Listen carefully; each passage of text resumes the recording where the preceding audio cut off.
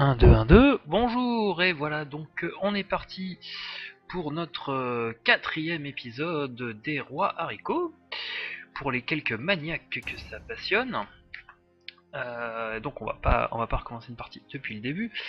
Donc on a pour le moment emmené notre beau royaume d'Écosse de à peu près l'an 769 au début du 9e siècle, où ça se passe ma foi pas trop mal, puisque après diverses mauvaises fortunes, notre roi Signode 2 ou 3, je vais baisser un petit peu la musique. Le roi Signode 2 ou 3 a réussi à mettre tous ses misérables rivaux en prison.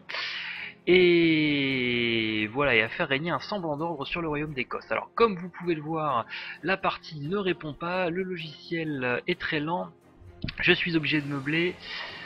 Alors pour ceux qui arrivent, pour les personnes étranges qui arriveraient en plein milieu de nulle part et qui ne sauraient pas ce qu'on était en train de faire avant, les 3 précédentes vidéos sont disponibles sur YouTube, et il s'agit en fait d'un let's play tout bêtement de Crusaders Kings 2, qui est un jeu éminemment complexe, sur lequel on essaye de faire survivre notre petit royaume d'Écosse du Moyen-Âge à la Renaissance, on peut le dire comme ça, du haut Moyen-Âge, puisqu'avec toutes les multiples extensions qui ont été ajoutées à Crusaders Kings 2, on a plein de contenu qui a été ajouté, et on peut maintenant commencer en l'an 769. Là nous reprenons en l'an 805 avec... Ah oui, c'est Canual notre roi, Canual qui a réussi donc à peu près harmoniser tout son territoire, sachant que mon objectif à long terme, pour ce roi Canual qui est le 3e roi que j'incarne dans Crusaders, enfin dans cette partie là en particulier, c'est d'aller récupérer tout ce qui va se trouver en fait au sud de l'Écosse, et qui appartient de jure, comme on dit, à l'Écosse. C'est-à-dire que tout ça, c'est des terres que je peux revendiquer au nom de mes prétentions sur le royaume, sur le haut royaume d'Écosse. Alors, donc là je venais de finir la guerre donc avec diverses factions rebelles, notamment ces enfoirés de Fort Rioux, qui sont extrêmement problématiques puisqu'ils se rebellent tout le temps. Et pendant ce temps, je suis toujours officiellement embourbé dans une roi qui se passe très mal avec la Bavière, enfin dans une guerre qui se passe très mal avec le roi de Bavière, parce que simplement j'ai pas la capacité militaire d'intervenir là-bas. Alors, qu'est-ce qui s'est passé depuis la dernière fois aussi, c'est qu'il y a une nouvelle extension qui est sortie pour Crusaders Kings 2. Évidemment, ça niquerait ma sauvegarde si je l'achetais et j'ai pas envie de recommencer depuis le début. Alors, c'est essentiellement une extension qui semble se concentrer sur la gestion des royaumes nomades. Donc, ça doit être super intéressant à jouer, puisqu'en fait, on joue, si j'ai bien compris, on joue une horde et on joue pas un pays.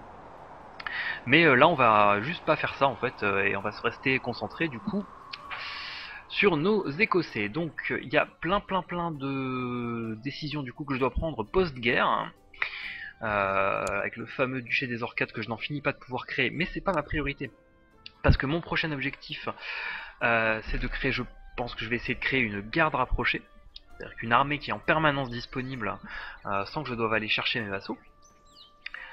Je peux usurper des bouts de royaume loin, mais on verra ça plus tard aussi. J'ai un marmot à ma cour qui n'a pas de tuteur, et c'est ma fille, sa perlipopette, donc ma fille on va lui donner un tuteur immédiatement.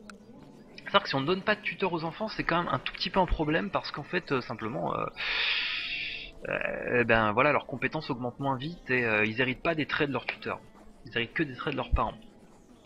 Donc on va demander à Durilia Verchtarla, qui est ma demi-sœur, je ne sais pas d'où, de l'éduquer. Oh, il vient de se passer un truc que je n'aime pas du tout. C'est que je me suis perdu dans les menus. Eh oui,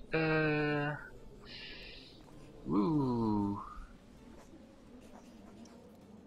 Je me suis perdu dans les menus et j'ai même perdu ma fenêtre. Voilà, ma fenêtre est revenue. Donc, on recommence. Enfant sans tuteur.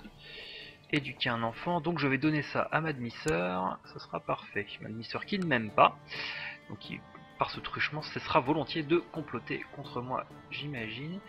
J'ai un petit problème, voilà. Comme d'habitude, PC qui rame, vieille carte mère, trop chaud dans l'appartement, c'est susceptible toujours de causer des plantages. J'ai des endroits dans lesquels je peux investir sur des poussée technologique, c'est bien parce que j'ai eu des grosses poussées dans mes progrès culturels. Les progrès culturels, faut pas les négliger parce que voilà, c'est notamment ce qui va gérer tout ce qui est à la fois réputation, prestige et opinion des autres. Alors moi, un de mes problèmes, notamment, c'est que j'ai des problèmes de pénalité pour cultures différentes, mais que j'ai surtout besoin que mes vassaux m'aiment mieux. Donc on va, hop, faire en sorte que mes évêques m'aiment un petit peu mieux. Ensuite, un titre mineur. Tiens, je ne connais pas cette chose-là. On va voir ce que c'est.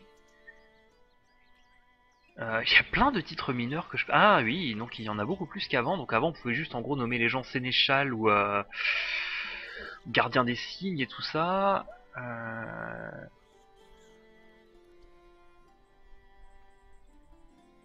Donc on peut aller chercher par exemple des gens qui ne m'aiment pas, qui ont du pouvoir, et leur donner des rôles. Donc le commandant du Pictland, je ne le trouve pas, le commandant du Pictland, là dans cette liste. C'est des titres honorifiques en fait, hein, ça donne pas véritablement de pouvoir aux gens à qui on les donne, simplement ça augmente l'opinion qu'ils ont. Tac tac tac. Je peux aussi, ah oui, je peux même faire des choses un peu plus pointues, puisque je peux même désigner des régents, ce genre de choses, si je meurs et que mes enfants sont jeunes. Tiens, si je désignais un... ouais, voilà, j'ai par exemple mon intendant, Deosilimon, qui était un ami de mon père qui ne m'aime pas beaucoup. Bon, ben, ce monsieur, on ne va d'ailleurs pas le nommer général parce que ça n'aurait pas d'intérêt, mais voilà, Ganant, qui est actuellement mon chancelier, qui est aussi un de mes vassals et qui m'aime modérément, on va dire. On va le nommer, voilà, on va le nommer commandant, donc il deviendra chef d'armée en cas de besoin. Bref, on verra ça un petit peu plus tard, parce qu'on va quand même commencer à faire avancer cette partie, on va pas rester coincé au 3 mars 805 éternel. Alors comme je disais, là j'ai un petit peu de maille de côté, ce qui est pas forcément plus mal.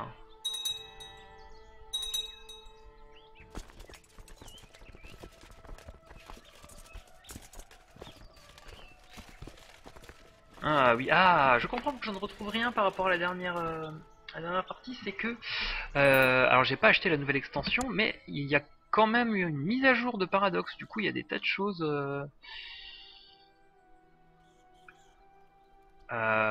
voilà, il y a des tas de choses que j'avais pas avant qui s'affichent maintenant, c'est bien. Ah voilà, alors, et du coup j'ai un message sur les factions dangereuses.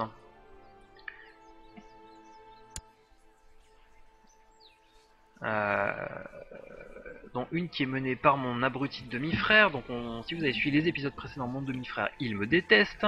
Il veut faire assassiner tout le reste de la famille qui n'est pas lui. Mais c'est une faction qui est capable d'aligner 370 hommes. Donc c'est très peu en fait. Ça ne me fait pas très peur. C'est des gens donc qui veulent voilà, qui veulent revendiquer des choses. Alors mon demi-frère, ça pourrait être bien par exemple si je demandais à ce qu'il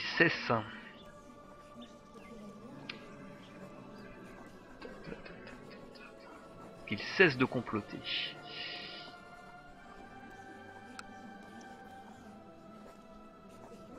Tac tac tac. Manifestement je ne peux pas. On va avancer un petit peu, tant pis, s'ils doivent se rebeller, ils se rebelleront. Ce que je voulais faire c'est aussi... Donc voilà, c'est l'escorte qui est une force qu'on devrait être susceptible de créer. Ah bah j'aurais pas eu le temps de me pencher là-dessus. Donc mon demi-frère... Là, je veux être roi à la place du roi. Ah bah évidemment l'autre qui s'y met aussi en même temps. Donc qu'est-ce qu'on va faire là, c'est que tout ce bel or qu'on a accumulé, on va évidemment l'utiliser pour des mercenaires, hein. Vous connaissez la chanson. Donc je pars du principe qu'on ne me fait pas chanter, voilà. Tout le monde se rebelle en même temps, tout le monde se rebelle pour Dan. Donc les machins, les vassaux. Les fameux vassaux spatiaux dont on parle tant. On va pas faire de levée navale, par contre on va aller chercher un petit groupe de mercenaires pas trop cher. Comme Gundo le Lombard. Gundo le Lombard qui va immédiatement aller expliquer. Donc bon, évidemment, hein, l'autre faction se rebelle aussi. Mais mes vassaux vont gérer ça hein, d'une main de maître. On revient toujours sur ces histoires d'intelligence artificielle hein, dont j'ai pas mal parlé la dernière fois, où l'intelligence artificielle n'est absolument... Ah, mes troupes se sont fait écraser. Alors, leur morale était pas assez, haut tout bêtement. Je les ai lancés un peu vainement là-dedans. Ouais, donc l'intelligence artificielle ne sait pas du tout dans Crusaders King 2 admettre qu'elle n'a aucune chance de gagner une guerre. Ils lancent des révolutions, mais ils ont... ce que vous voulez qu'ils gagnent à 400 contre 1500. Alors ils partent du principe, en fait. Le jeu calcule. Comment ça se passe? Le jeu calcule que, en fait, j'ai une capacité de lever environ 500 bonhommes, et ils se disent, moi aussi j'ai 500 bonhommes, donc je peux gagner.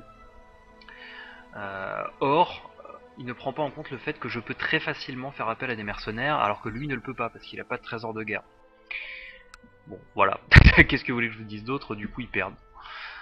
Bon, là, j'ai une armée de 3000 contre une armée de 200. Je vais pas faire traîner, hein. C'est des mercenaires, on s'en fout. On peut les envoyer au pâté.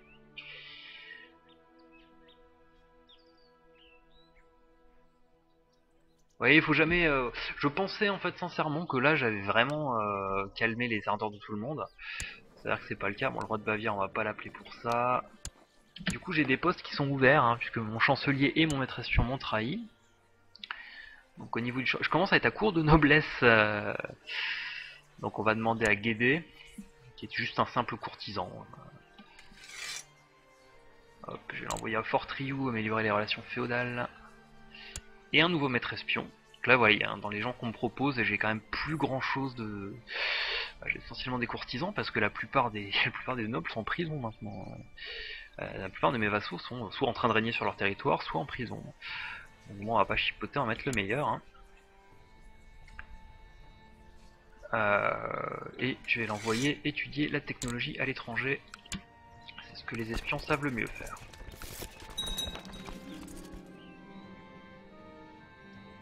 Alors, le roi Canual, c'est moi. Ah tiens, alors ça arrive parfois. Mon demi-frère est mort sur le champ de bataille, a priori. Ce qui annule la guerre, puisque c'est des guerres de personnes et pas des guerres de territoire.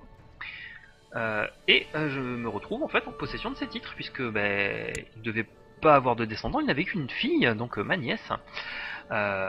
Donc fille qui ne peut pas hériter, et donc je me retrouve à la tête de son territoire. Voilà un plan qui s'est déroulé sans accroc. Alors j'aime bien quand les gens ils meurent sans que j'ai à les faire assassiner. Vilement. Bon, donc on va aller régler notre petit problème qui nous reste dans le nord du pays. Sachant que l'armée de Ganan... on me demande qu'est-ce que Ganan est en train de mijoter. On va juste aller récupérer ce territoire vite fait. Alors souvent dans les quelques rébellions que j'ai vu vraiment mener de manière relativement intelligente par l'ordinateur, il y avait le fait que parfois ils mènent des guerres d'usure, sachant que c'est pas hyper réaliste. Au bout d'un moment, si vous n'arrivez pas à faire taire une faction rebelle, vous êtes obligé de négocier la paix et de la négocier de manière défavorable. Voilà. Autre petite information pour les quelques personnes qui seraient susceptibles de nous rejoindre en cours de stream, j'ai un petit problème de navigateur qui fait que je ne vois pas le chat, donc si vous me laissez des informations ou des remarques, je ne peux pas les voir.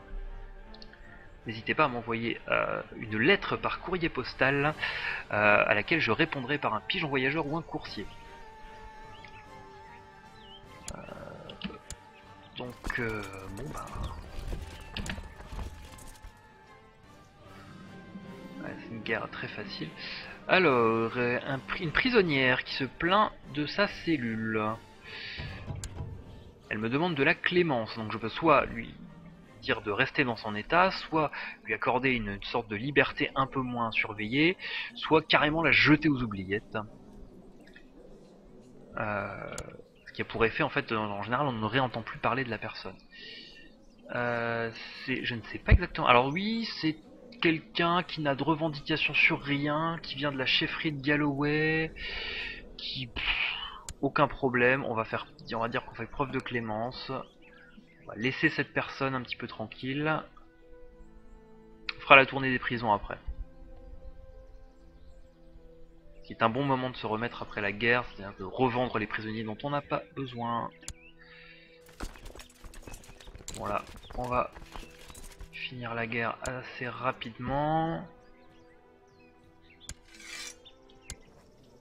Donc voilà, signe pas la paix comme d'habitude. Là je fais même pas pause, hein, c'est pas la peine. Alors, que se passe-t-il là? On me demande d'investir dans de la techno. Et c'est merveilleux. De la techno, de la techno, de la techno. Je vais un petit peu renforcer mon infanterie légère. À Damounia.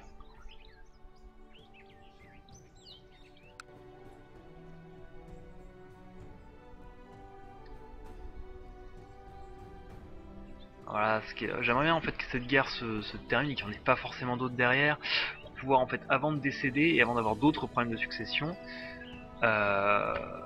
pouvoir un tout petit peu étendre mon territoire vers le sud, notamment vers ces seigneurs qui risquent de se faire bouffer par tout ce qui passe, sachant que si ça reste en l'état, c'est-à-dire que si mon épouse qui a 33 ans, donc elle peut encore faire des enfants, si elle n'en fait pas, ah tiens, le roi de Bavière a perdu. Donc si mon épouse ne refait pas d'autres fils, je garderai l'intégralité de mon territoire à la succession. Ça c'est pas plus mal. Ça aide en début de règne. Bon hop, lui il a perdu.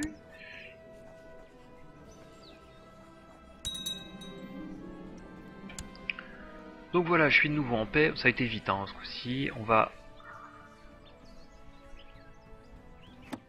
aller faire la tournée des prisons. Il y a ce monsieur qui s'appelle Briday, qui n'a plus vraiment de titre, mais qui n'a plus vraiment d'intérêt non plus, donc je pense que personne ne voudra le racheter.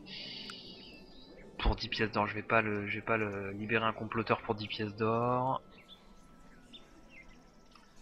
Le chef de Fidac, donc c'est lui qui vient de se rebeller, que je viens de... que je viens de capturer en fait, puisqu'il a été obligé de signer la paix avec moi. Comme c'est un traître, je peux donc lui confisquer son territoire, hop, et qui s'appelle Rio, un plus grand toast. Donc voilà, et le reste, je vais le laisser un petit peu mariner en prison. Otobono, lui, c'est absolument personne. Ça me rapporte rien de le libérer, on va laisser ça comme ça. Tarla, qui s'est rebellé il y a assez longtemps. Lui, on va le laisser en prison parce qu'il est dangereux. Ensuite, j'ai Telurgan, le chef de ces lointaines îles du Nord, hein, qui sont mon territoire, mais qui sont loin. Lui, c'est pareil, je crois pas pouvoir lui annuler son titre. Ouais, non, je peux pas. Donc en fait je ne peux pas faire grand chose avec lui. Donc on va le laisser là. Je pourrais le revendre, ça me rapporterait pas mal de deniers, mais il se rebellerait assez rapidement je pense. Et on a Wulrafu. Wulrafu qui est une prisonnière étrangère. Que là pour le coup je peux peut-être vendre. Oui oui tout à fait. Donc je peux la revendre pour 26 pièces d'or. C'est toujours ça que les fridolins n'auront pas.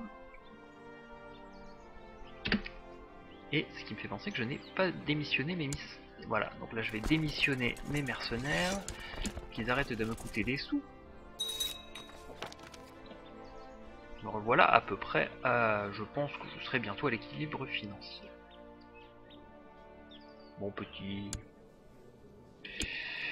Ma demi-sœur, ah la fameuse Muriel Boll. Muriel Boll qui n'a plus de tuteur. Demandons ça à Boturin Maïri, c'est bien. Deux fois les choix que propose l'ordinateur sur les tutorats ou les régences sont très très bons, il n'y a pas de problème.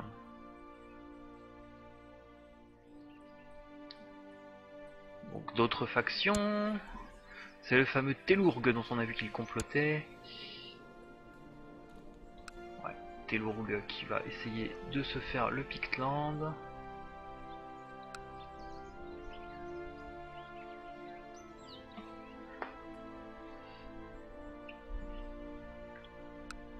Alors donc je voyais que je pouvais pas me créer de garde rapprochée ou d'host, je ne sais pas pourquoi. Je ne sais plus exactement comment marchent les escortes.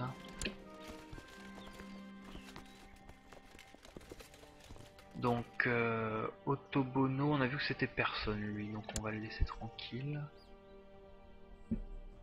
Taille maximum d'escorte actuelle.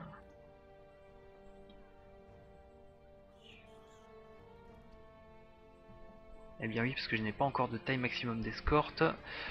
Donc là, simplement, il faut que je fasse augmenter mon territoire et ma technologie. Un petit royaume ne peut pas. Je joue rarement des aussi petits royaumes, donc un petit royaume comme ça ne peut pas se créer une escorte personnelle en début de partie. Bon, voilà, on me dit que je peux revendiquer la Bavière. On va éviter, bien sûr, tout un tas de raisons dont vous vous doutez fort. Alors, puisque là, je suis relativement en paix.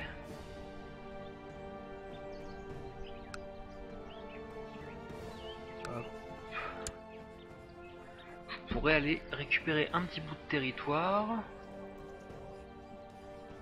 Mettons celui-ci. Je pourrais peut-être le faire avec un autre.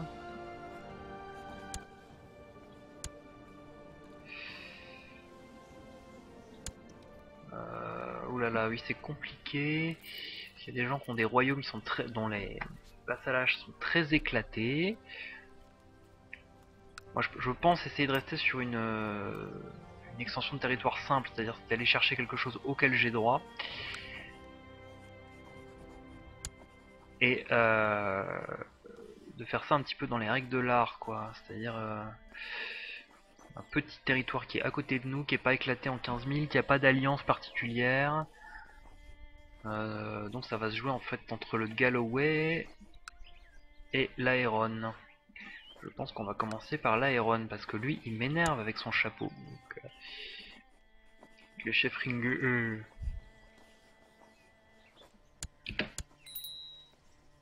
Donc tac tac tac.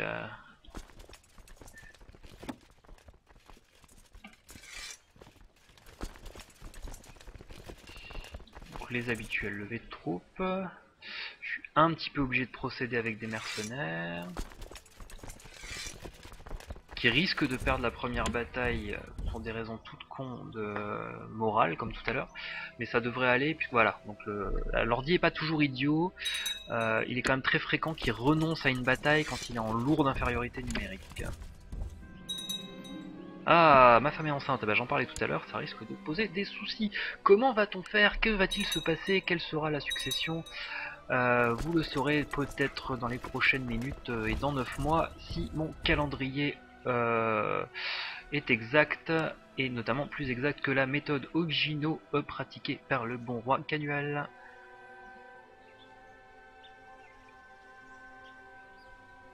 Donc on voit quand même que la situation intérieure du royaume est meilleure dans la mesure où maintenant mes vassaux viennent m'aider quand il y a des guerres internes. Sachant que l'idéal, et ça c'est en général on n'y arrive pas pendant le haut Moyen-Âge, on y arrive plus tard dans la partie, c'est de renforcer les lois d'autorité de la couronne pour avoir un commandement direct sur les troupes des vassaux. Alors que là, ils font un peu ce qu'ils veulent, y compris se faire la guerre entre eux. Ouh. Ça frisouille un petit peu l'écran. Non, c'est bon, ça continue, ça ne plante pas. C'est une sorte de miracle.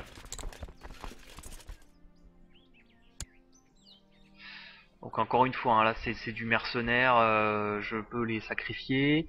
Plus j'en tue, moins ça me coûte cher. Donc je peux les lancer à l'assaut des murailles ennemies. Hein. Je perds moi aussi des troupes dans le tas. C'est pas très grave. De toute façon, j'ai des troupes qui sont tellement rikiki. Voilà. Donc, la guerre fut brève.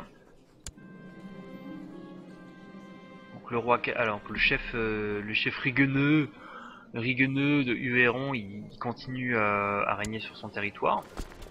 Simplement, c'est moi son roi.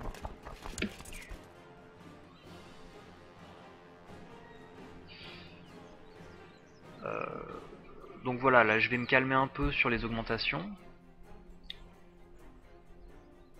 Pour la bonne raison en fait que si je me calme pas, j'aurais plus assez. En fait là j'ai simplement plus assez d'or pour faire. J'ai plus assez d'or pour recruter à nouveau des mercenaires. On va laisser mon trésor se regonfler petit à petit.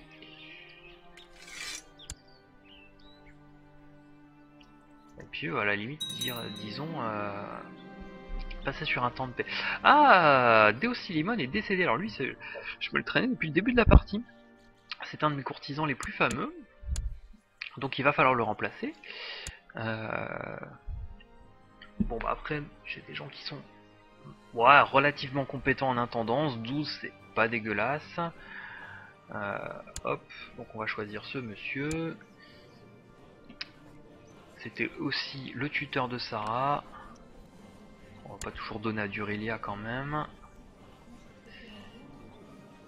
Gisela, l'ancienne reine de France. Hop. Ce qui se passe un petit peu à l'étranger. Ouh, il y a des bisbilles internes en France occidentale. Je suis bien content de ne pas avoir à gérer ça.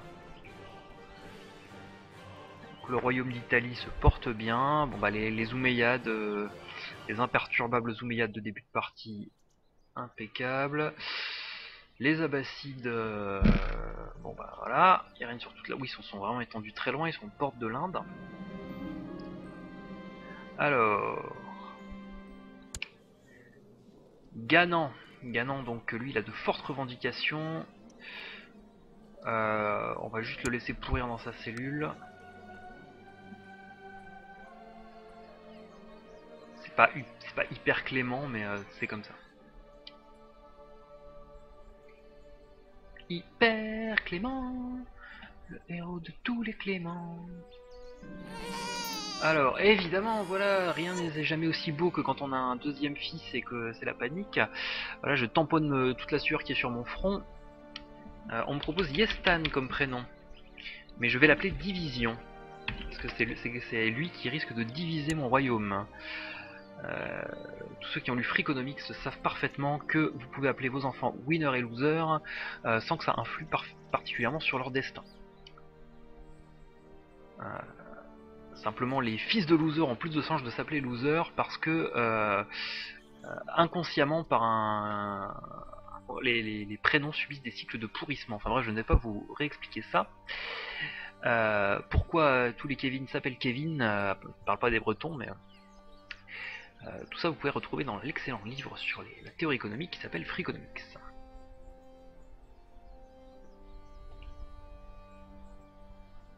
Il doit même y avoir un Freakonomics 2, il y a même eu un film je pense. De manière ludique, ces questions-là, je vais arrêter de vous parler d'économie, ce n'est pas du tout le sujet de ce petit show sur Crusader Skin 2.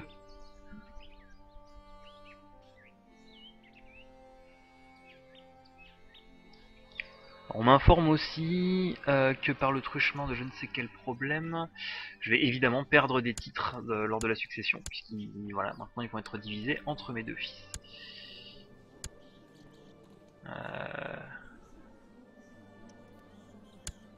Ouais, je risque de perdre des bouts de territoire aussi, pas très grave.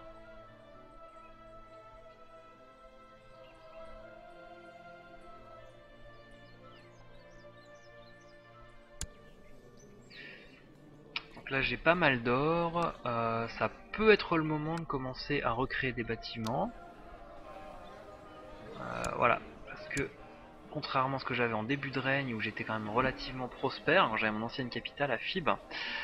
Bon, Fib je l'ai récupéré, mais j'avais aussi d'autres territoires que j'avais développés puis perdus. Bon alors Briday on sait qu'il faut... Ouais, Briday on sait qu'il faut pas le libérer, donc on va le laisser comme ça. Donc, partout où je peux, bah, je vais créer des villages marchands. Impératif si on veut s'en sortir quoi. Là je vais même créer une ville marchande pour augmenter mes revenus. Enfin ça a l'air bateau à dire, hein, c'est vraiment le nerf de la guerre. Et là je vais m'arrêter de dépenser les sous parce que j'en ai plus. C'est vraiment totalement le nerf de la guerre. Hein. Alors Morag, bah Morag ma fille, on va lui hop un tuteur. Le chef Yudal, oui bon oui.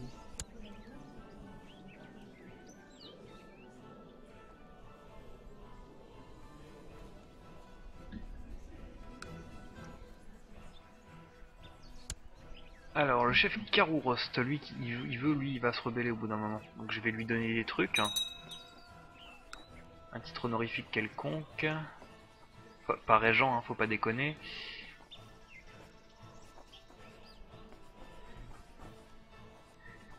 Disons que bah plus un allié vous aime, moins il se rebelle, hein, donc on va le nommer sénéchal.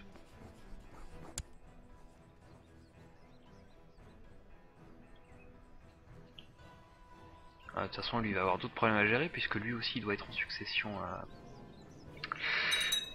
Il doit être en succession salique. Et bah du coup voilà. Alors ouais, autre truc, puisque là j'ai plus les moyens de faire la guerre de toute façon, je devrais pouvoir faire passer des lois au niveau de la couronne. Ah non bah Tellurg non il veut se rebeller quand même. Bon, il a aucune chance, même s'il se rebelle, mes vassaux suffiront largement. Il a personne dans son clan pour ça. Donc voilà, 1er avril 808. Donc l'an 808, c'est le moment où on va tenter de faire passer des lois de la couronne un peu plus sévères pour les vassaux. Donc je peux modifier la centralisation, qui augmente la taille possible de mon royaume et de mon nombre de fiefs. Alors là je n'en ai pas besoin pour le moment. Donc on va le laisser comme ça. Les troupes féodales, je suis au taquet, je peux pas faire mieux. L'organisation tribale. Ah, c'est sûr, si je l'augmente, c'est surtout pour les gens qui n'ont pas la même religion que moi. Je peux éventuellement les zapper. Ouais, ça peut être pas mal, mais c'est pas urgent. Alors pour l'instant, les impôts féodaux, j'en paye pas. Enfin, j'en fais pas payer.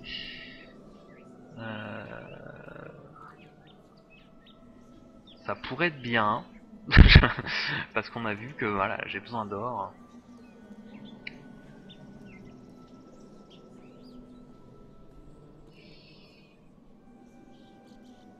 Ouais, du coup, ouais, c'est sur l'organisation tribale. Si je veux un jour passer en élevé,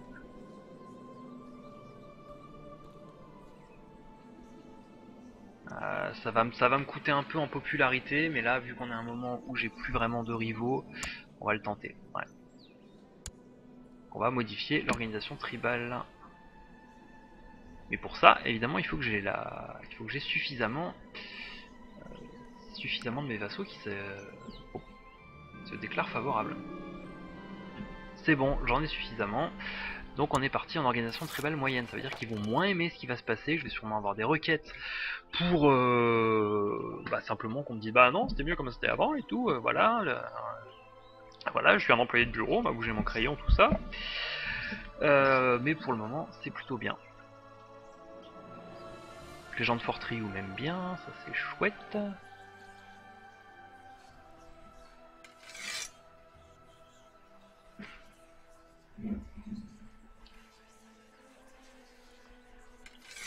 Hop.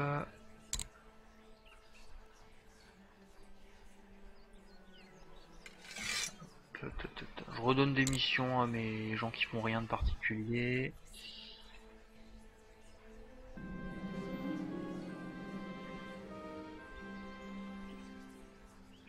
Bon, le chapelain, je vais pas l'envoyer faire grand chose parce que tout le monde est catholique hein, dans mon royaume. Pour l'instant, tout va bien.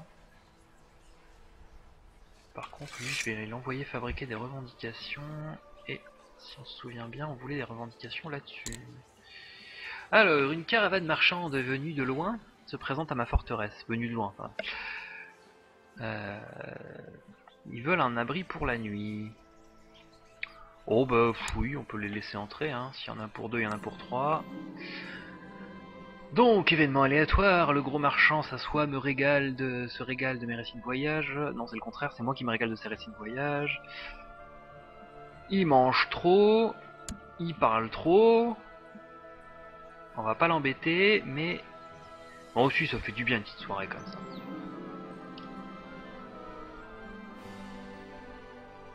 Ah, on arrive dans la beauté des jeux paradoxes avec les textes traduits qui ne rentrent pas dans les textes, dans les cases des descriptions, probablement parce que ça manque de runes et de meubles Ikea à l'intérieur. Donc, c'est bête. Moi, je crois qu'on m'offre un eunuque, on va le prendre, hein. Pas contrarier, pas désespérer bien en cours.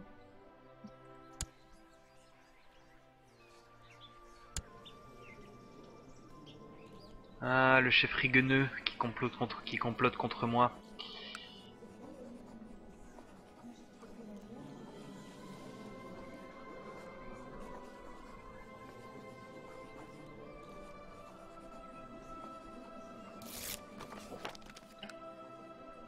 Bon bah rigueneux il va se rebeller, on pouvait s'y attendre. Eh, je l'avais prédit. Donc on va... voilà. Donc il a une force de à peu près une classe de CPCE1, une force de frappe. Il est quand même aidé...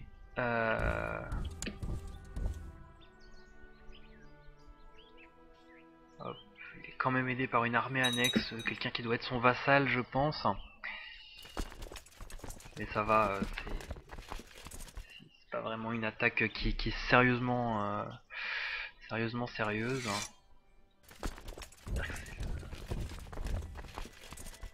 Genre de trucs qui peuvent arriver en milieu de règne, mais c'est quand même beaucoup plus calme que quand tout le monde se soulevait en même temps. Alors l'avantage c'est que vu qu'il me trahit, le cher rigueneux, je devrais pouvoir lui confisquer ses titres.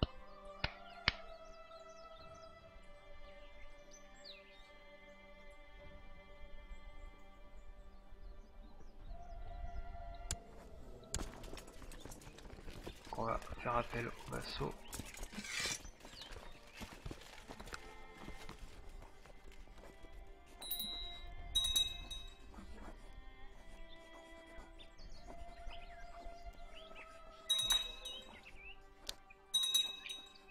Ah, donc là, c'est les armées vassales là, qui se mettent en branle. En plus, c'est une guerre qui ne me coûte rien. Parce que malgré le fait que j'ai élevé les troupes, je suis toujours en solde positif, donc ça va.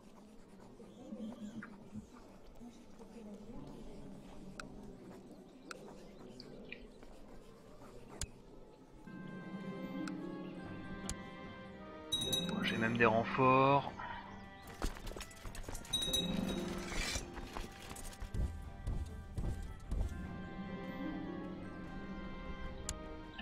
Ça c'est rien, j'ai perdu un territoire mais je vais aller le regagner tout à l'heure. Alors, soudain il se passe quelque chose. Alors, les gens de Fort Rioux, ah bah oui, ils étaient de nouveau les gens de Fort Rioux. Il ne se passe pas 10 ans hein, sans qu'ils viennent me baver sur les rouleaux. Donc, en fait, c'est la soldatesque de Fort Rioux a fait brûler un champ, et évidemment, le paysan du coin me demande réparation. Et j'ai pas les moyens de payer. Je peux donc pas me retrouver... ouais, ça c'est embêtant. Du coup, je peux pas payer ce type là, donc je suis obligé de déclarer que personne n'est responsable. Alors, ouais, on va faire ça, ça me plaît pas. Et pour avoir refusé de dédommager ce paysan, on me surnomme désormais le juste. Hein, voilà. Ça c'est la beauté de la loi médiévale.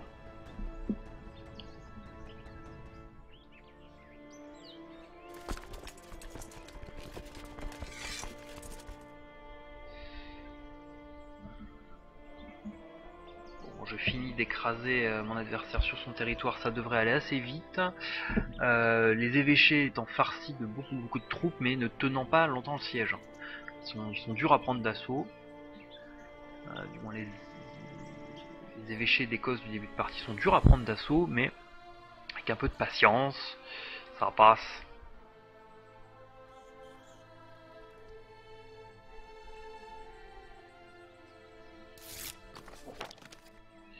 Alors, Déorod, mon courtisan, demande à être nommé chapelain de la cour. Alors on a vu que le chapelain, j'en ai pas tellement besoin pour l'instant, donc on va pas trop tritouiller dedans.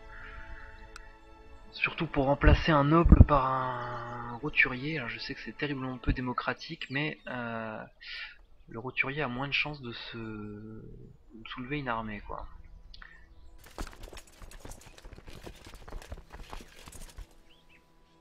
Bon, moi j'ai mes vassaux qui sont en train de regagner mes petits bouts de territoire perdus grâce à moi. Ah, ma demi-sœur, Ulule. Ulule. Voilà, désolé, c'est moi qui l'appelais comme ça, c'est pour ça.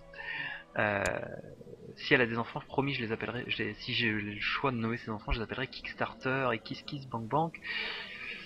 Donc, qui est ma demi-sœur, qui n'a, pour ainsi dire, pas d'époux, avec qui on pourrait lui arranger un mariage. Avec le lointain Stratégos de Dalmatie, qui est bien trop jeune, mais ce n'est pas grave. Avec le duc de Lorraine. Ah, duc de Lorraine. Hein. Duc de Lorraine, hein, quand même. Hein. Voilà. On va... Ah oui, sauf que si j'épouse un duc, je perds énormément de prestige. Parce que c'est quand même une princesse... Une princesse qui a de hautes revendications sur mon propre royaume. Oui, donc ça veut dire qu'il faut lui donner un mari lointain qui ne peut pas venir m'envahir au nom de je ne sais quel problème.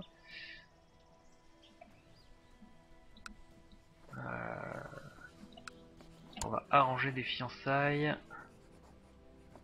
entre Ulule et le Stratégos. Oui, allez, on va faire ça.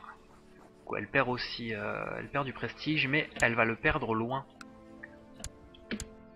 La Dalmatie, pour ceux qui ne savent pas, c'est là, à peu près. Donc loin.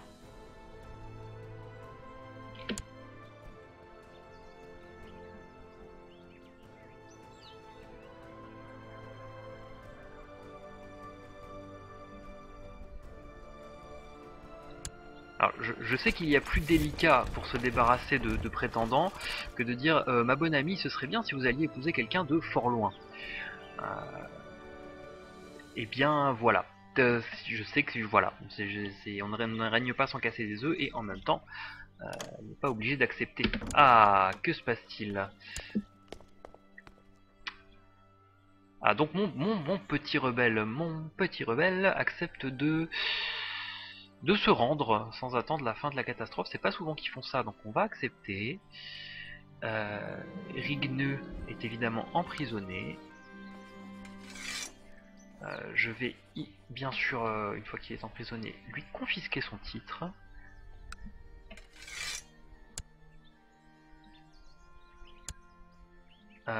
Et puis c'est tout.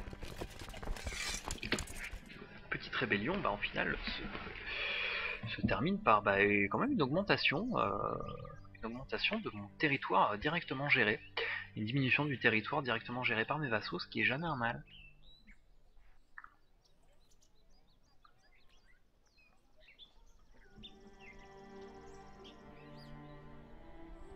Là je recommence à accumuler doucement du trésor.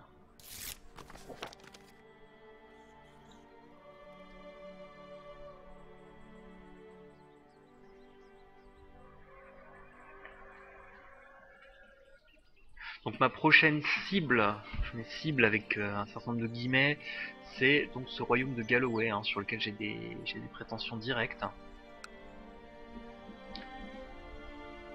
Donc qui se trouve là.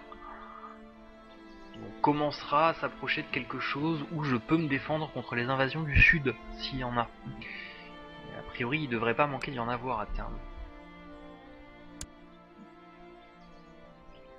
Oui, tiens, je peux continuer à nommer des commandants. On va nommer des commandants chez les gens qui m'aiment pas trop. Même si c'est des gens qui sont un peu nuls en bagarre.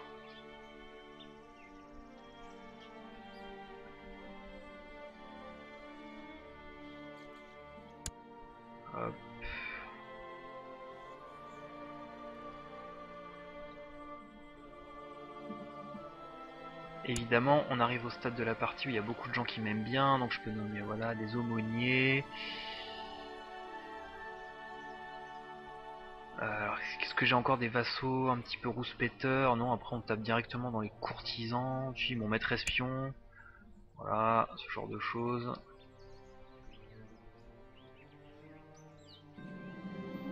Bon, après, ils ont des salaires quand même ces gens-là, donc je vais pas nommer trop. Ah ah, il se passe des choses. L'évêque Grigor, qui est-il?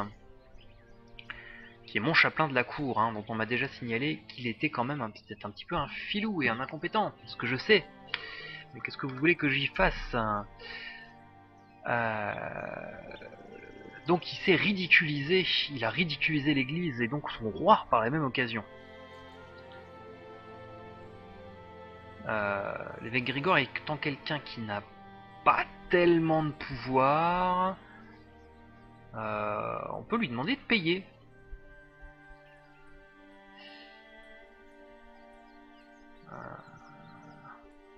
Ouais, on peut lui demander de payer avec sa propre dot. Je réfléchis un petit peu, hein. Je sais que ce n'est pas très visuelogénique, mais ouais, je vais lui demander de prendre ses sous. Voilà, il avait qu'à pas me ridiculiser devant le pape. Hein, faut quand même bien admettre que ce n'est pas tolérable.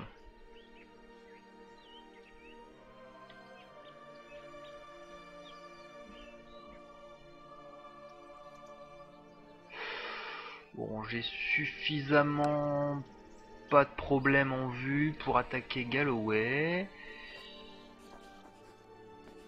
Je peux encore récupérer des bouts de territoire sans avoir à faire du dispatch dans tous les sens. Donc la tribu de Galloway.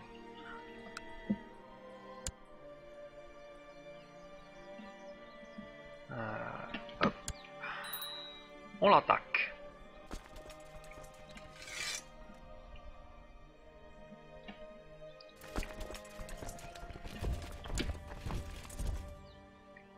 Donc ils sont capables, Galloway, de lever à peu près 600 hommes.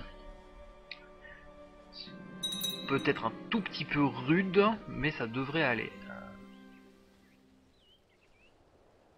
Ah!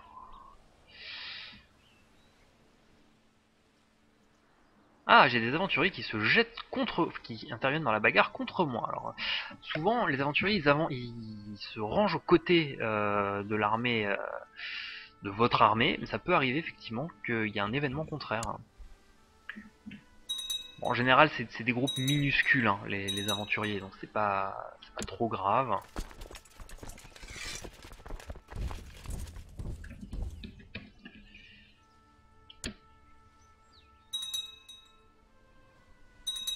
Et là, j'ai vraiment un nombre de vassaux capables de... Donc, qui est bon, là ça va aller vite parce que je défends... Enfin, les gens que j'attaque, en fait, c'est vraiment des villages avec des murs en caca et c'est pas trop un gros problème. Ah oui, donc les aventuriers ennemis, ils interviennent manifestement pas tout de suite. Oh, je suis en train de me faire filouter là. Des grosses bagarres partout sur mon territoire, ils se défendent bien. Les gens du Galloway, parce qu'à mon avis, ils ont dû aller chercher... Voilà, ils ont été chercher plein d'alliés. Mais...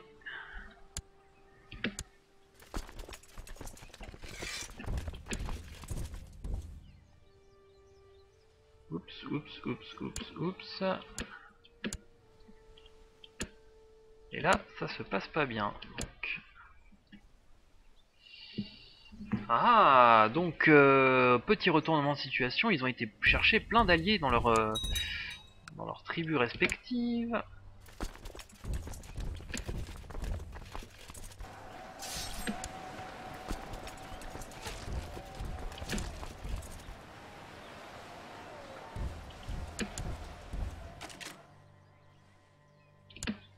Du coup là c'est un énorme... c'est pas compréhensible là ce qui est en train de se passer clairement. Il y a des gens qui se jettent dans la bagarre dans tous les sens. Mais je suis en surnombre. Je pense pouvoir l'emporter assez facilement à moins que mon armée soit vraiment commandée par des imbéciles heureux. Imbéciles heureux.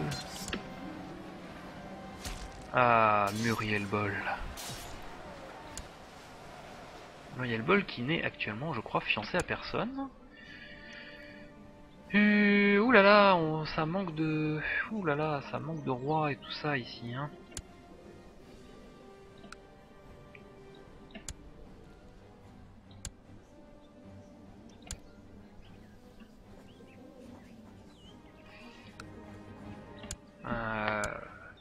Muriel Boll qui est ma demi-sœur. Ah ça y est, je suis vieux. Je suis Canuel le vieux maintenant. Le vieux est juste. Donc, Muriel Boll qui est ma demi-sœur. À qui il faut trouver un prétendant, si possible. Si possible qu'il soit pas tout pourri.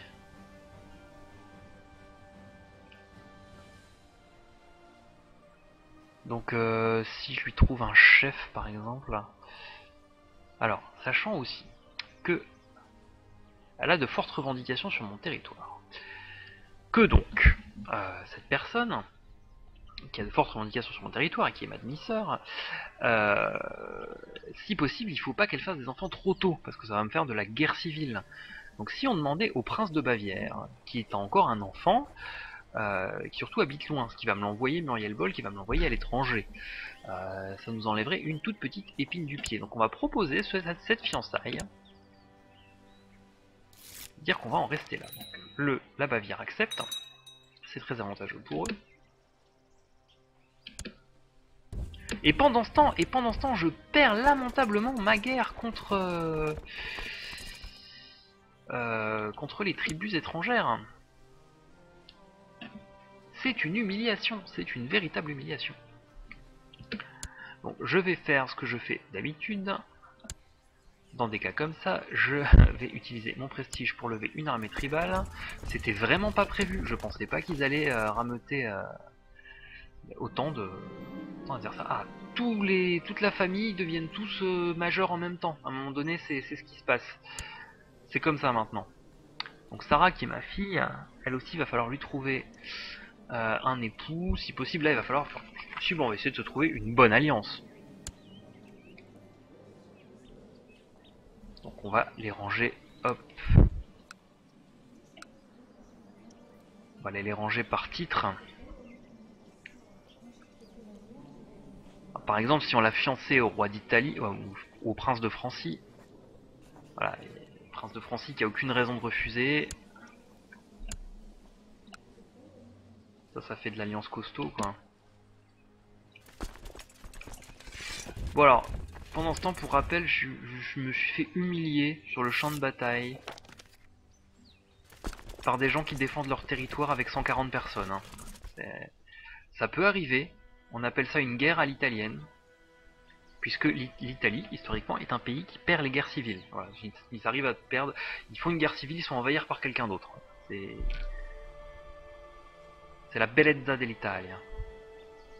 Voilà, et mes vassaux qui restent dans l'arrière-pays hein, pour se faire massacrer pendant ce temps. La catégorie, il va falloir qu'on en parle à un moment donné, c'est... Donc heureusement que j'avais ce recours possible à l'armée tribale, hein, qui t'a complètement niqué mon prestige. Parce que là, en fait, aucun moyen que je gagne la guerre tant que j'aurais pas... tant que j'aurais pas un peu rétabli l'équilibre des forces et donc écrasé les 2000 et quelques... Enfin, les environ 2000 soldats ennemis qui traînent sur mon territoire et qui m'ont infligé des moult défaites cuisantes. Hein.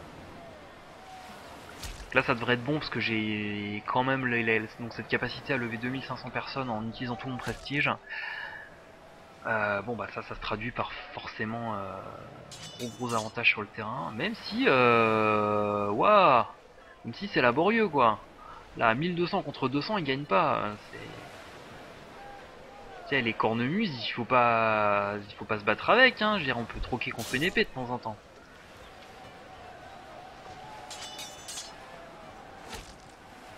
Donc là, il faut dire qu'à mon avis, le moral des troupes ennemies doit être extrêmement élevé.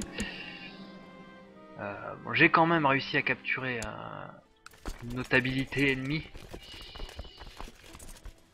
Ce qui rétablit l'équilibre en ma faveur. Et là, il faut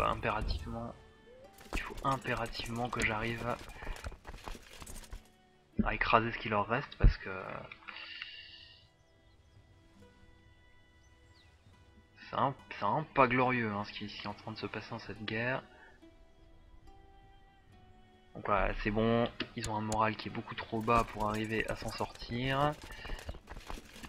Ils se replient sur Galloway, donc normalement...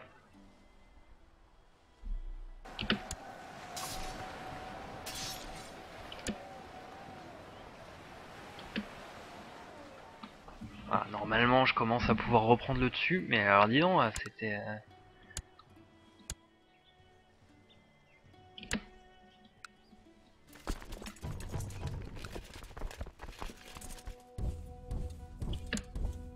un poil laborieux.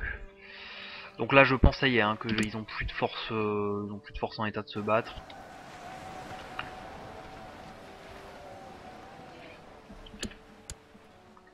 Voilà, ça va être des 30 soldats, 40 soldats qui traînent sur des bouts de champ de bataille.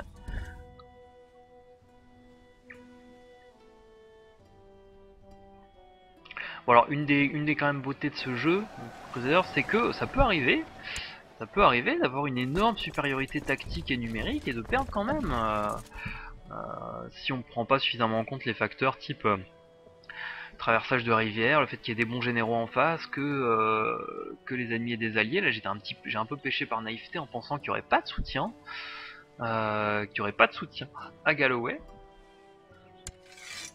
Or si ce brave homme il a quand même été se trouver pas mal d'alliés dans les petits royaumes, dans les plus rapidement des opposants.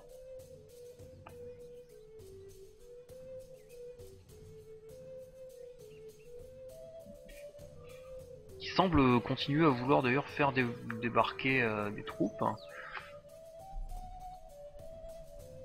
Mais c'est en petit nombre, hein, on rentre dans l'habituel bullshit des armées de Crusaders qui essayent d'attaquer des territoires avec 500 mecs en slip. Hein. Voire même moins de 500 mecs, là c'est une centaine de bonhommes. Un kilt avec des couteaux en bois.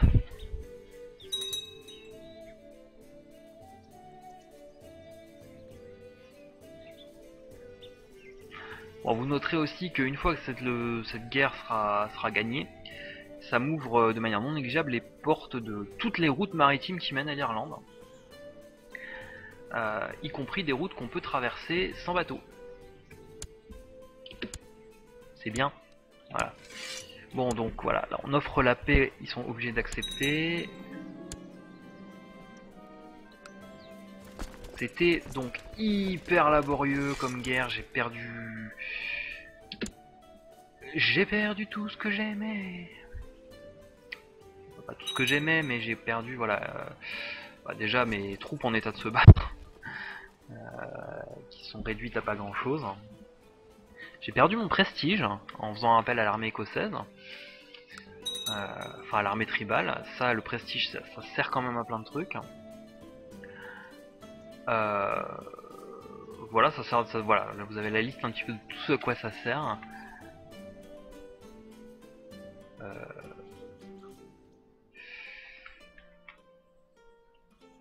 Non, vous avez la liste de tout ce qu'il fait monter en fait. Je suis un peu fatigué, mon cerveau est un peu fusionné avec du pain. Bon, j'ai quand même des facteurs qui le font monter naturellement. Pour tout un tas d'actions spécifiques, d'actions de cours et d'actions scénaristiques, j'en ai besoin du prestige. Or là, je suis quand même souvent obligé d'y avoir recours pour des bases besognes militaires. Comme je commence à avoir beaucoup de territoire, je pourrais bientôt, je pourrais même théoriquement déjà, si j'avais plus de sous, me décerner le titre de roi de Lot, titre actuellement détenu par ce vieux monsieur, et titre contesté.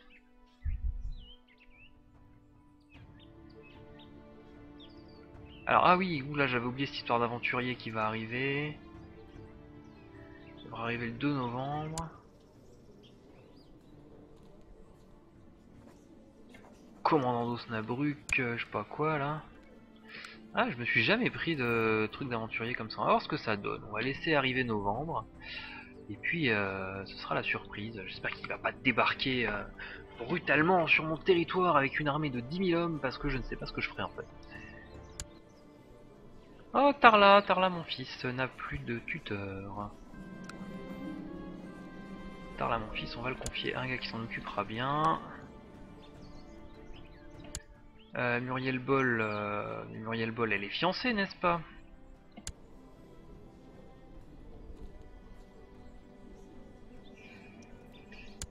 Elle n'était pas fiancée, elle? Bien non, j'ai dû me tromper alors. Mais on va la fiancer. Donc il y a quelqu'un qui a beaucoup trop de revendications. Muriel.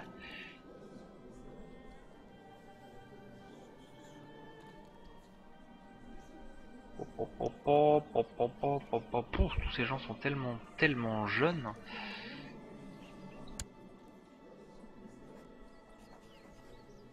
Voilà, on va la fiancer avec quelqu'un qui est loin et petit. Mais ça lui laissera le temps de flirter, un petit peu de découvrir son corps. Voilà, elle a le temps, comme ça quand son mari sera grand, elle saura bien lui enseigner les mystères. Tiens, la Francie occidentale a explosé. Il y a une rébellion interne. Ouh là là, oui, bon bah voilà. On croit que ça dure, hein, les royaumes carolingiens, et puis voilà, ça finit comme ça, piteusement par des révoltes et de la division. Ce qui est, vous voyez, une énorme opportunité pour les Omeyyades d'ailleurs, qui souvent, durant toute la période, la première partie de Crusaders, hein, qui met en scène quand même beaucoup les invasions arabes, et les invasions vikings en même temps d'ailleurs, donne un avantage certain pour quand l'IA veut pousser un petit peu toutes les rébellions des empires francs. Donne en fait de la latitude aux Arabes pour progresser en capturant des territoires rebelles. Alors là j'ai des histoires. Oh, ça c'est Camelot, les gens qui viennent pour des histoires de vaches.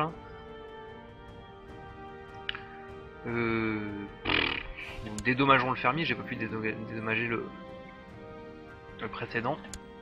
Eh bien je m'étrangle en même temps, hein, donc oui, c'est un peu terrible, mais j'ai avalé de travers, y a rien, hein, je suis pas en train de décéder en direct dans le YouTube de l'internet. Bon, qu'est-ce qui se passe d'autre sinon? Bon, l'Empire byzantin ça tient, les Abbassides, voilà. Tiens, quelqu'un a formé la Russie. Qui est un pays très facile à former en fait. C'est rigolo parce que dans Europa Universalis c'est dur de former la Russie. Dans Crusader c'est facile pour la simple et bonne raison que quand vous jouez les nordiques, enfin tout ce qui est vikings et compagnie, vous avez une énorme facilité à vous étendre et donc à rassembler les territoires cœurs qui permettent de faire la Russie. Quoi d'autre? Dans ce coin-là, ah oui tiens, la Suède a été totalement supplantée par la Lituanie. Voilà, la fameuse Lituanie historique, hein, donc qui s'étend jusqu'au fin fond de la Finlande. What the fuck? Mais c'est comme ça. Cessez de contester l'histoire. Il y a bien un bout de Saxe ici. À part ça, qu'est-ce qui se passe? J'ai plus de chapelain. Ah oui, c'est mon horrible chapelain là qui arrêtait pas de se plaindre et de m'humilier. Il est parti. On va le remplacer peut-être par quelqu'un qui sait faire ça. Voilà. Comme l'évêque de Crossrègle.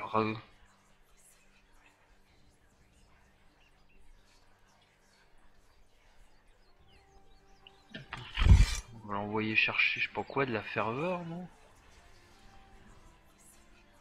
Voilà, va chercher de la ferveur, je ne sais pas exactement ce que ça fait. Oh, que celui qui connaisse toutes les options de Crusader Kings 2 me jette la première pierre. Ah, ma femme est encore enceinte. Bon, des petites difficultés habituelles. La poutre d'Édimbourg, tout ça, c'est pas bien en termes de succession. Vous aurez compris si vous êtes assidu, si vous êtes un assidu auditeur des Rois Haricots, déjà, mais qui êtes-vous? Et ensuite, j'aime bien avoir des filles, d'une part, parce que j'aime bien après leur donner des trucs badass à faire, parce que voilà, je suis progressiste, y compris un progressiste de l'an 812, et aussi parce que jusque-là, les lois de la couronne ne font pas diviser mon royaume entre mes filles, mais seulement entre mes fils, ce qui humainement est bien triste pour les filles en question, mais politiquement est plus simple à gérer. Voilà, sachant que j'ai pas le choix. Si je pouvais donner tout mon royaume à mon aîné, que ce soit un homme ou une femme, je le ferais, mais on ne change pas les rois de la couronne comme ça.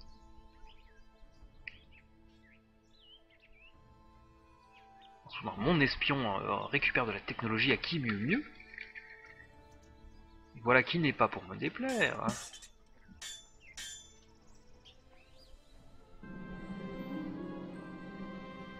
Ouh, qu'est-ce qui se passe?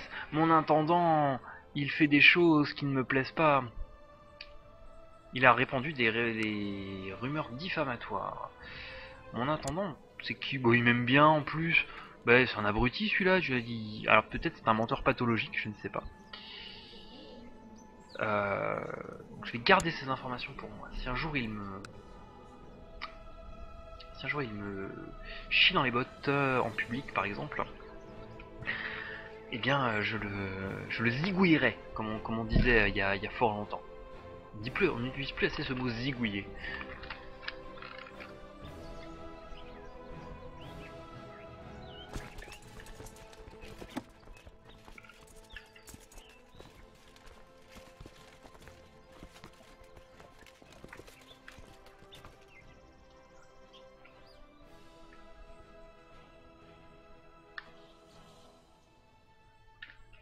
Je suis toujours dans mes histoires d'escorte, donc je peux pas en créer pour l'instant.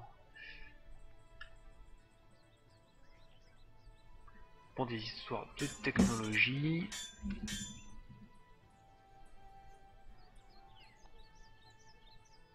Ouais, il faut que je fasse faut que j'augmente en fait mon organisation militaire. Prochaine fois que je pourrai.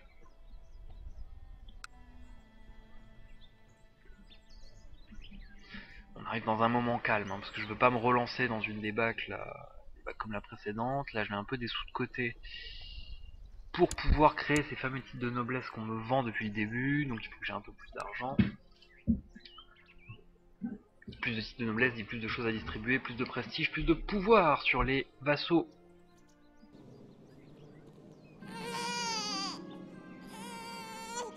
Oh, une fille.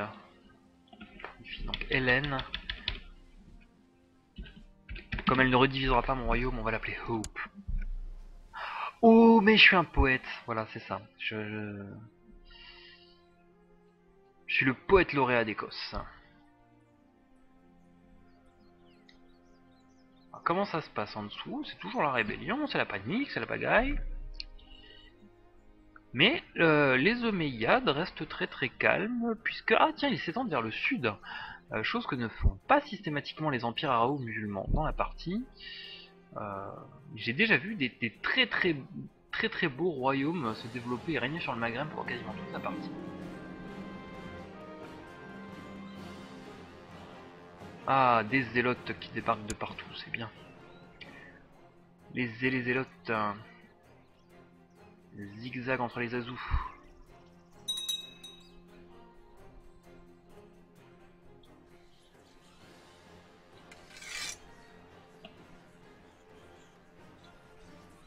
Je sais pas si j'ai encore... Ah, il y a des gens qui me détestent dans mon royaume.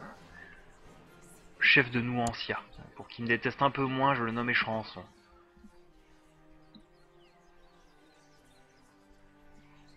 Je trouve pas de moyen de contextualiser la vanne que j'ai en tête, donc rire et chanson. Voilà. Voilà. Ah, Ulule peut se marier avec son fiancé. Donc, le fameux stratégos de Dalmatie. Donc elle va aller le marier loin. On tente toujours un petit matrilinéaire, mais non, ça ne marche jamais. Donc on envoie. Je suis à la recherche de témoignages d'ailleurs. Si quelqu'un a déjà réussi à imposer un mariage matrilinéaire à qui que ce soit dans Crusader Kings 2, qu'ils me le disent dans les commentaires sur YouTube ou se taisent à jamais. Parce que pour moi c'est une légende urbaine, hein. Ça n'existe tout simplement pas. Pourquoi j'ai... Ah oui donc... Ah c'est les fameux zélotes, donc c'est des troupes religieuses qui sont arrivées.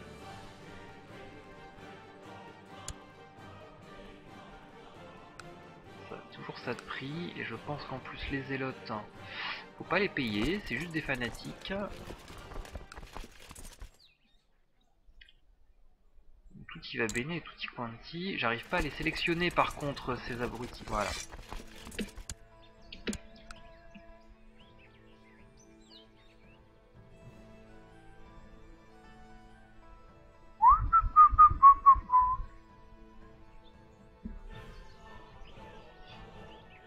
Bon, à part ça, je commence donc à avoir pas mal de troupes de côté.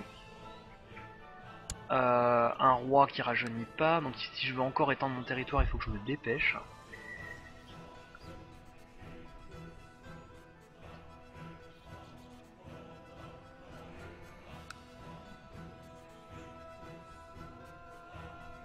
Donc, ma prochaine cible naturelle, c'est évidemment soit l'île de Man, mais je pense pas avoir de...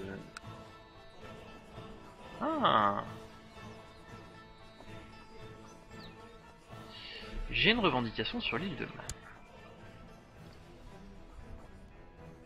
Je peux aller récupérer ça. Ou ce royaume-ci, à qui je ne peux pas déclarer la guerre, pour la simple et bonne raison que il est dirigé par ces gens qui sont très loin. Ce serait peut-être un tout petit peu compliqué de mener la guerre sur les deux fronts, surtout s'ils arrivent à récupérer des alliés. L'île de Man, ça serait quand même bien pratique. Parce que c'est pas dégueulasse comme province, en termes de richesse, il y a du potentiel, c'est difficile à capturer et facile à défendre.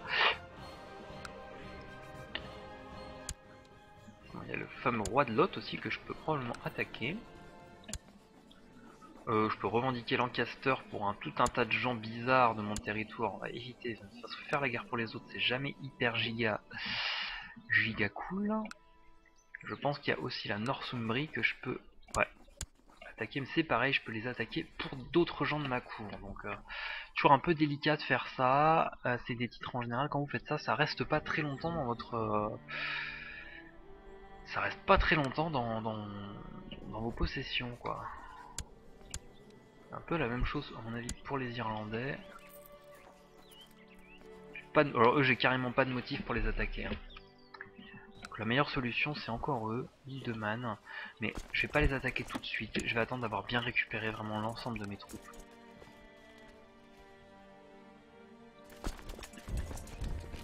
J'ai astucieusement placé mes zélotes pas très loin quand même.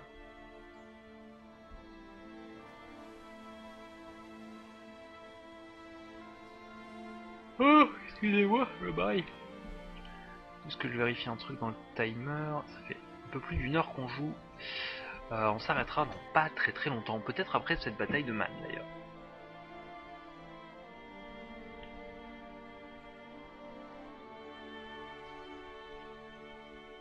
Les Alsaciens, Man. Et puis, alors pourquoi faut-il capturer l'île de Man aussi? Puisque ceux qui sont comme moi fans des Monty Python savent à quel point cet endroit est important. On va faire de belles émissions là-dessus. Le gros land des Monty Python était tourné à l'île de Man, je crois. Arrêtez-moi si je dis des bêtises pour les 3 personnes que ce let's play intéresse. Tac.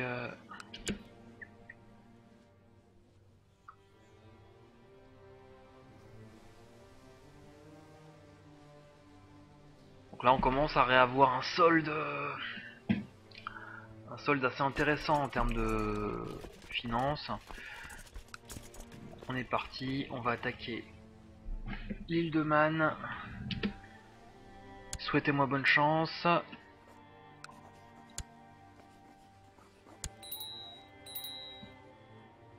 On fait évidemment appel, pas au roi de Bavière, mais on fait appel aux vassaux. On lève l'os, on lève le banc.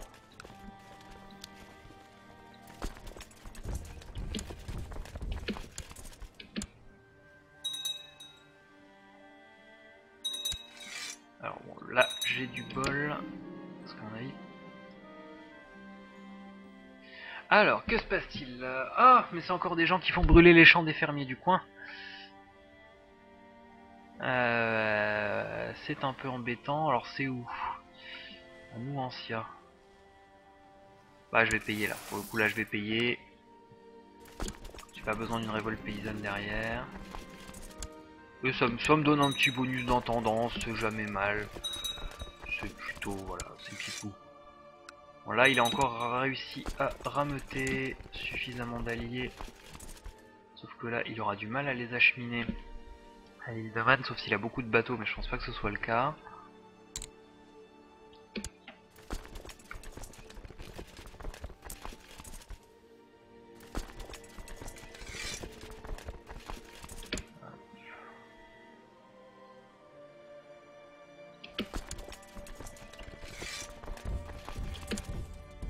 Ouais, il va me chercher des ennemis en...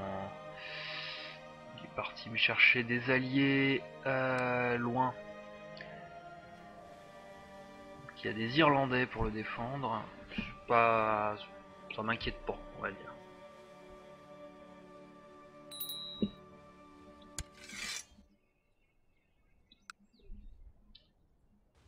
Ça m'inquiète pas parce que ça c'est des armées qui auront pas le temps de me faire grand chose avant que j'ai écrasé la majorité de son territoire.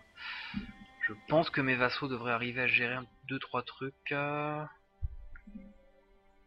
Donc il a eu quand même l'intelligence d'évacuer son armée avant que j'arrive. Ce qui peut lui donner un peu plus de temps. Il n'en donnera pas suffisamment je pense. Bah alors par contre qu'est-ce qu'il fait là? Il avait mis le siège sur un de mes territoires mais il s'est arrêté. Quoi?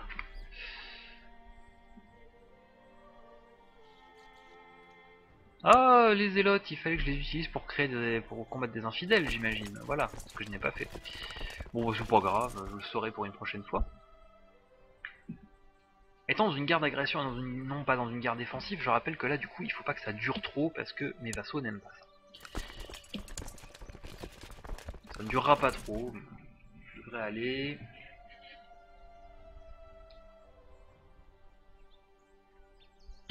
Ça durera d'autant moins si j'enlève la pause.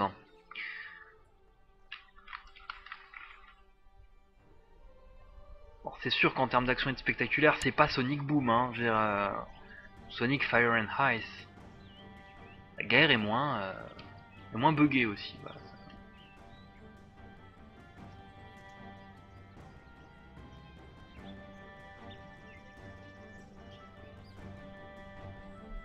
Voilà. Donc là il a perdu à 98%, il accepte la paix, un peu comme je pensais. Tac tac tac tac tac.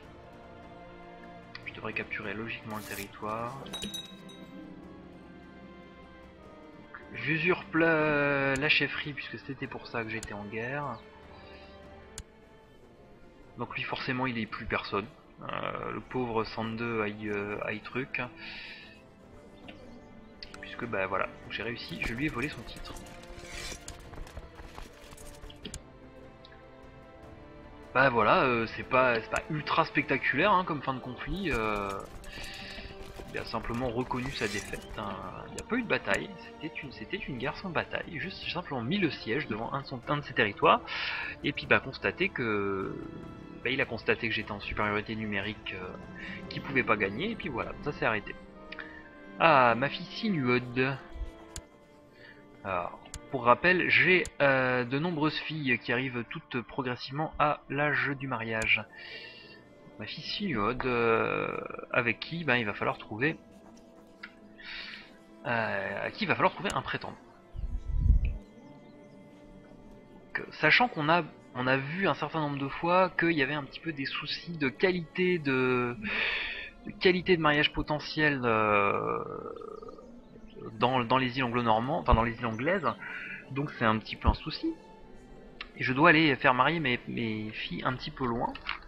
Alors soit parce que certaines ça m'arrange, parce qu'il faut que je les éloigne, parce qu'elles ont des grosses prétentions au trône, elles risquent d'essayer de me tuer leur frère.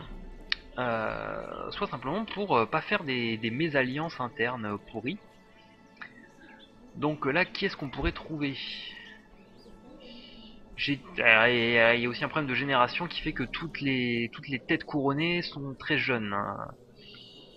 Par exemple, Haute-Caire, qui est prince de Francie occidentale, c'est pas dégueulasse. On va la fiancer. Voilà. Elle devrait pouvoir se marier du coup dans quelques années avec le prince de Bavière. Je dirais même avec le petit roi de la Bavière. Si vous avez la référence, vous gagnez n'importe quel truc Humble Bundle en Payer Price si vous m'écrivez par courrier postal. Et ceux qui trouvent mon adresse, eh bien c'est bien. Ah, les gens de Damunia deviennent Pictes. Ça va faire qu'ils vont me verser un peu plus d'impôts.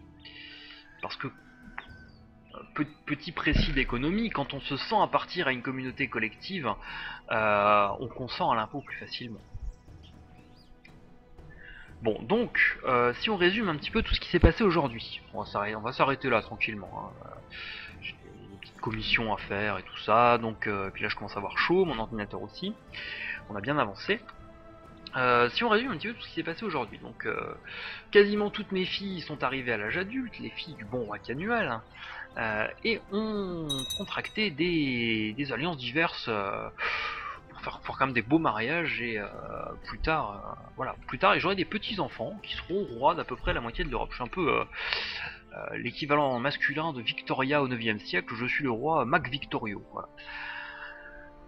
Donc ça c'est plutôt pas mal. Qu'est-ce qui s'est passé d'autre? On a enfin terminé tout ce qui était division interne. C'est à peu près réglé. J'ai plus de vassaux brutaux.